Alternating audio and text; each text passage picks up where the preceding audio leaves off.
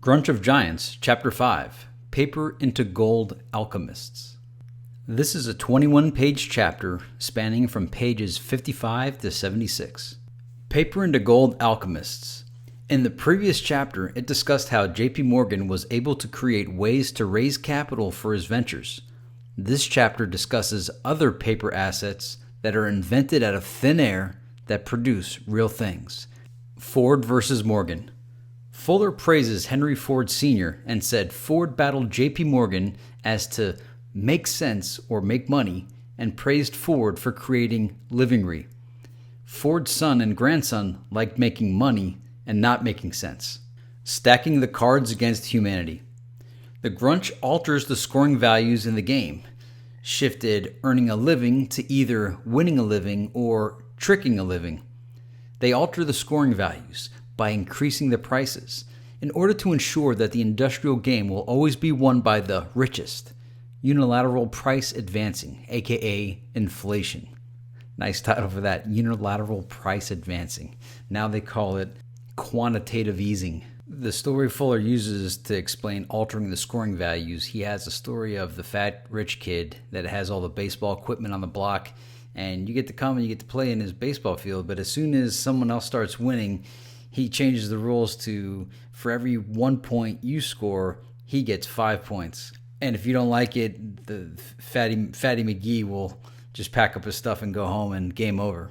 And it's not so much that it's his equipment and therefore he could do what he wants with it. It's people like him and previously created the rules to empower them to even have the money in the first place to be able to own all the equipment. And thus you have to always play in their world and it's never your world. And they stack the rules so grossly against you that it's not even remotely fair.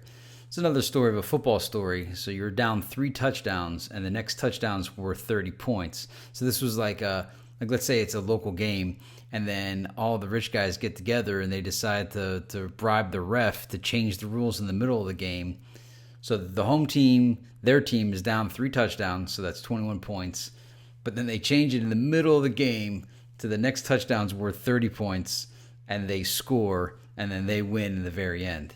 Heads they win, tails you lose. If you want to see a recent example of this, check out credit default swaps, mortgage-backed securities, the Paulson bailout, the Geithner bailout, all those things. You see them on KhanAcademy.com and see his explanation of the financial crisis of 2008 and how it was worked out. It's just mind-blowing. He had another example of U.S. Steel being on the phone with the president, informing the president that U.S. Steel just advanced the price to $10 per ton.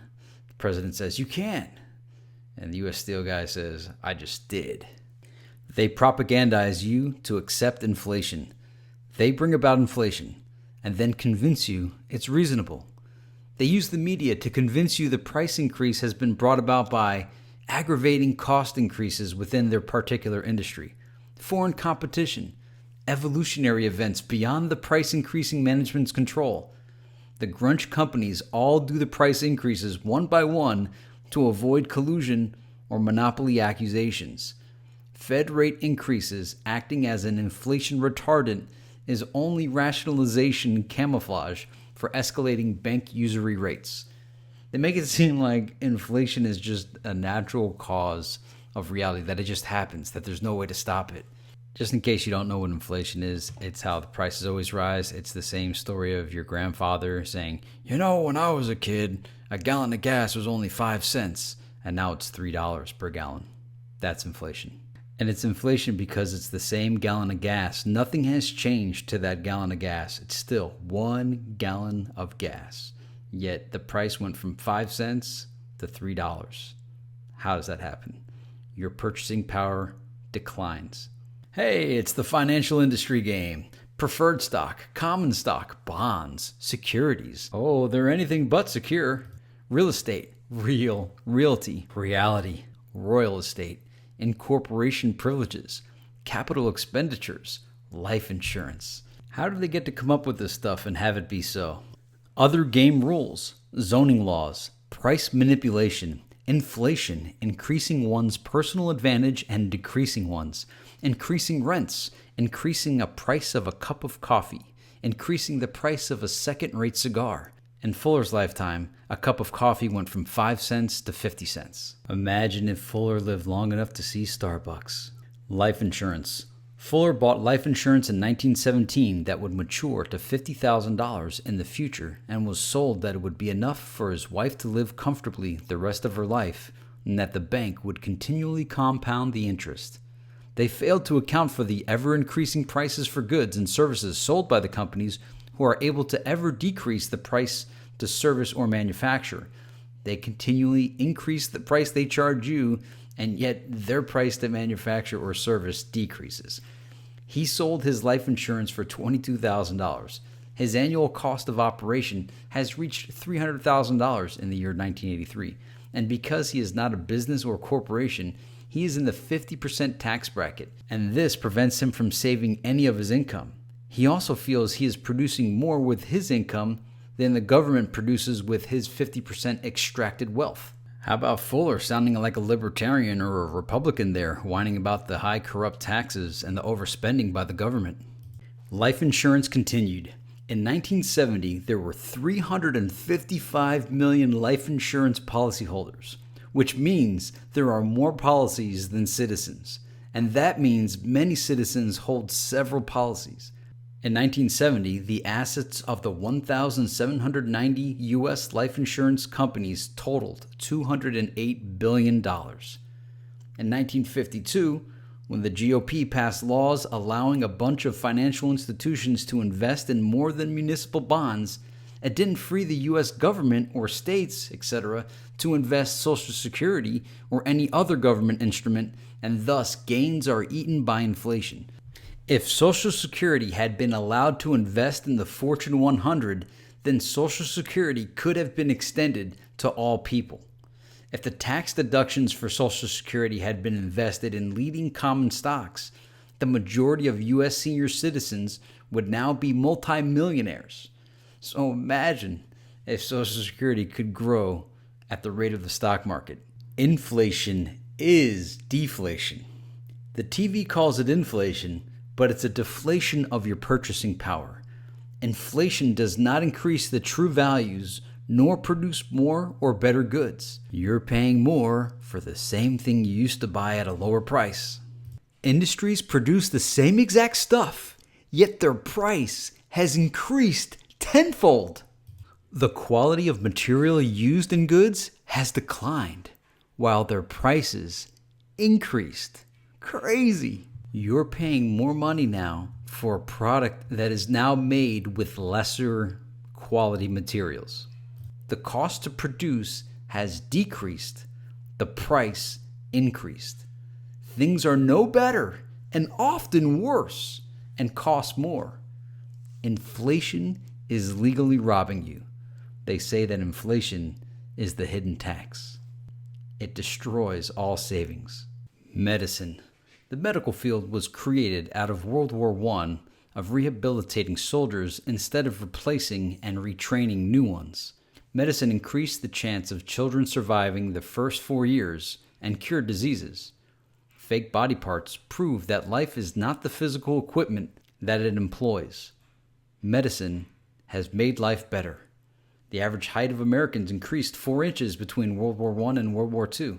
Fuller's salary was $880 a year in his first pre-World War I job, and he lived happily, but frugally. Some other mentions in the chapter is what I've enjoyed throughout the book is how Fuller lamented, "Oh, how the debt increases at over $100 billion a year, and that's billion with a B." Imagine if you saw how much it increases on a daily basis now, let alone a year annually. And after Fuller points out all the stuff that Grunch is doing, he thought for sure that any day now someone is going to see that the emperor has no clothes. The whole racket, the whole scheme, the trickery. Well, Bucky, it's 2016 now, and the people still haven't figured it out. And man, they have had the wool pulled over their eyes so many more times. It is a snowball that is heading down a hill that seems like it has no end. I call it the song. As long as everybody's dancing, as long as everyone keeps playing musical chairs and no one takes a look at the reality, that there is no economy, everything will be just fine. It's as soon as somebody looks at it or pays with cash, the music stops. We'll see if anybody pulls that Jenga piece. On page 76, Fuller calls for a one-world government by saying, integrating all humanity in one global government and, therefore, on eliminating all of planet Earth's nations, and on doing so in a hurry. The most difficult of all the world's sovereignties to eliminate is clearly that of the USA.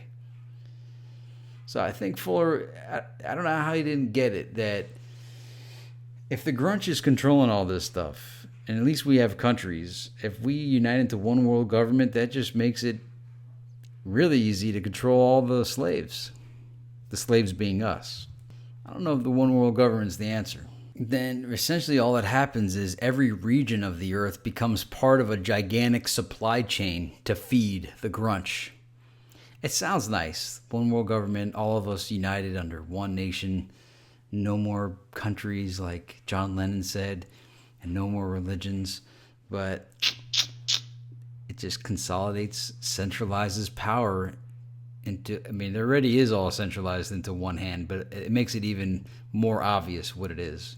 I don't know, maybe I'm wrong. If you have any positives for a one world government, taking in the Grunch, taking in conspiracies, taking in all the different aspects of control, I don't know. Maybe I'm wrong. If you got a vision for the one world government on how it's a positive thing, lay it on me. Have any of these free trade agreements worked out for the people? I don't know. I do find enjoyment that the United States stands in the way of the one world government. Because on my song New World Order, I said their goal and desire is to create the collapse of the United States.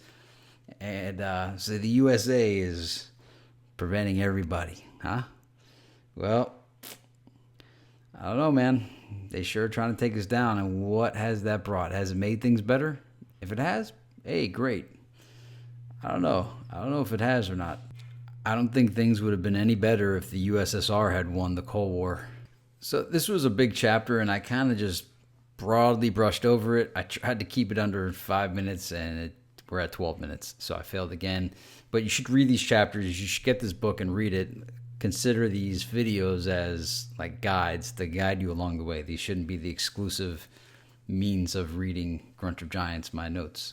And this chapter was called Paper into Gold Alchemists, and I think what Fuller meant by that is they could just issue these paper instruments, financial instruments, and you give them money, and they use that money to buy real assets, real industrial equipment, real infrastructure out of essentially thin air. They handed you a piece of paper, and you handed them the ability to create all these companies and things of which they could charge people money to pay back. And they were able to do it with these promised notes, IOUs. They give you paper money, and you give them your gold. So, yeah, get the book, read the chapters, and then look at this video as a companion. And stay tuned for Chapter 6. Comment, like, and subscribe. Thank you for watching.